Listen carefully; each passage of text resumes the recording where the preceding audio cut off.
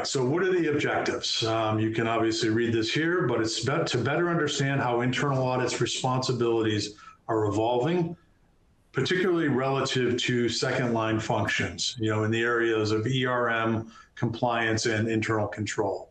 And I think those folks that are in the audit position within their organization, you often bump up against the question of, well, who owns ERM?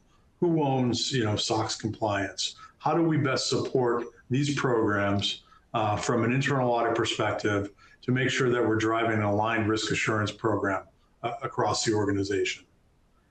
The goal of the first survey was to benchmark current practices, to measure collaboration, and to identify barriers and to understand how practitioners safeguard their independence. You'll read in the IA guidance in position that there is an opportunity to advise on second line functions and activities across the organization. But it's really imperative that we keep the necessary safeguards to maintain independence in place. The survey data is recent, as you can see. The open period was from September 18th, 2025 to November 11th of 2025. So, 9 months current. So this is kind of real activity. And there were over 3,000 internal audit and risk professionals that responded worldwide. Obviously a strong sampling. I know in reviewing the data, it resonated very much with me. At the onset, I had said that, I was with a technology company, 20-person department across the globe, very mature, well embedded into the business.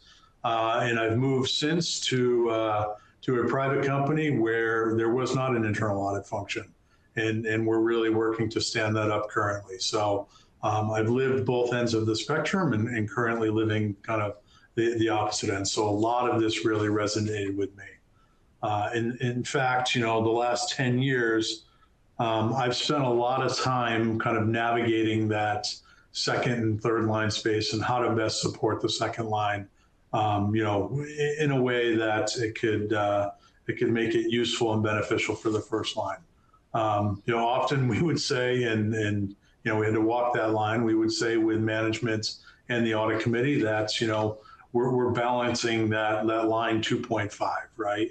And understanding that in doing so, in order to maintain our independence and objectivity, we would need safeguards and measures in place.